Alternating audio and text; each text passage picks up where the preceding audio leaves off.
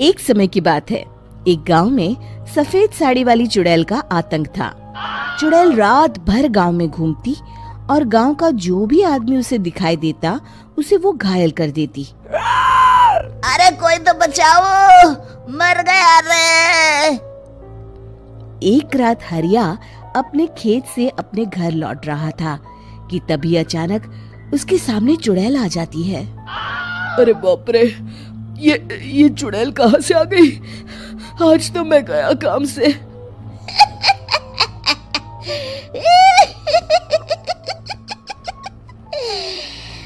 आज मुझे मेरा शिकार मिल गया। अरे चुड़ैल दीदी, मुझे छोड़ दो।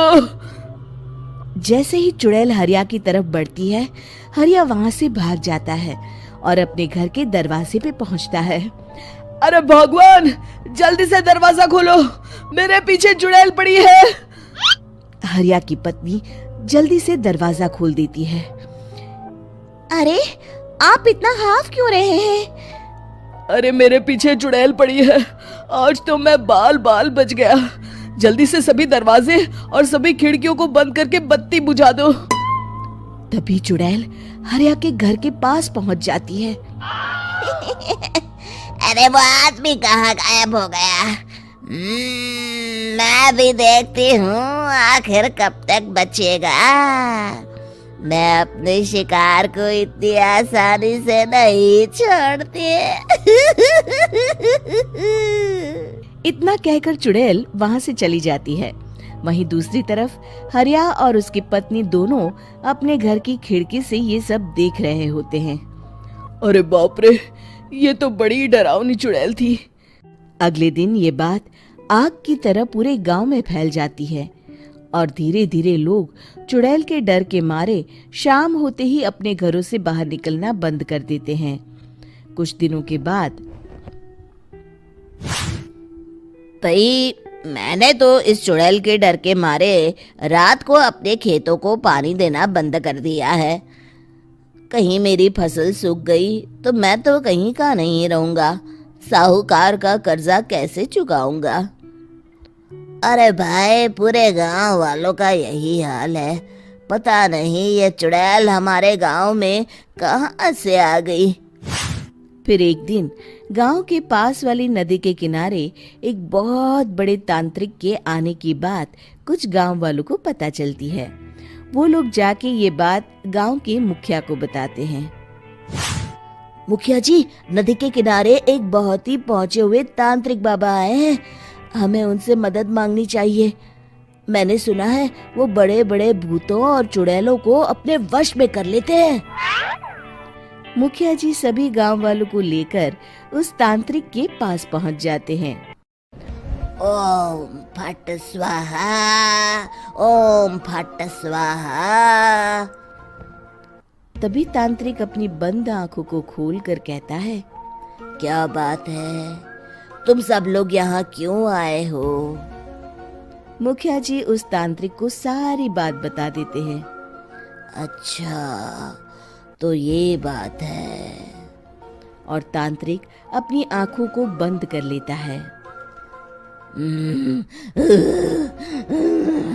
मैं देख रहा हूँ तुम्हारे पूर्वजों ने बहुत पाप किए थे, जिससे ये गांव अब श्रापित हो चुका है। उसी के फल स्वरूप तुम्हारे गांव में चुड़ैल आई है। ये चुड़ैल बहुत खतरनाक है, ये किसी को नहीं छोड़ेगी। हे भगवान, मर गए रे, अब क्या होगा? तभी गांव के मुखिया जी कहते हैं, बाबा, इस चुड़ैल से हम सबको बचा लीजिए। कोई तो उपाय होगा। इसका सिर्फ एक ही उपाय है। सभी गांव वालों को बारी बारी हर दिन अपनी आधी फसल उस पहाड़ी के ऊपर बनी काली गुफा में छोड़ के आनी होगी। तभी उस चुड़ैल की भूख मिटेगी और श्राप का प्रभाव खत्म हो जाएगा और तुम सब जिंदा बच जाओगे। सभी गांव वाले उस तांत्रिक की बात को मान लेते हैं और वहां से चले जाते हैं। फिर अगले दिन से रोज उस गांव के लोग बारी बारी से अपनी आधी फसल उस काली गुफा के पास जाकर रखाते। कुछ दिनों बाद हरिया की बारी आती है। बाप रे, आज तो मेरी बारी है उस काली गुफा में जाने की।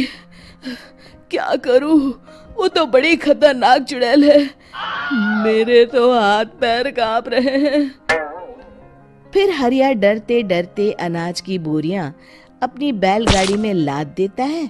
तभी हरिया की पत्नी उससे कहती है, देखो जी, संभल के जाना और किसी भी हालत में शाम होने से पहले वापस आ जाना।